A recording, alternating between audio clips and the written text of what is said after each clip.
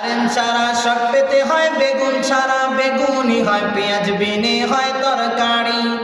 Current ছাড়া শক পেতে হয় বেগুন ছাড়া বেগুনি হয় পেঁয়াজ বিনে হয় তরকারি।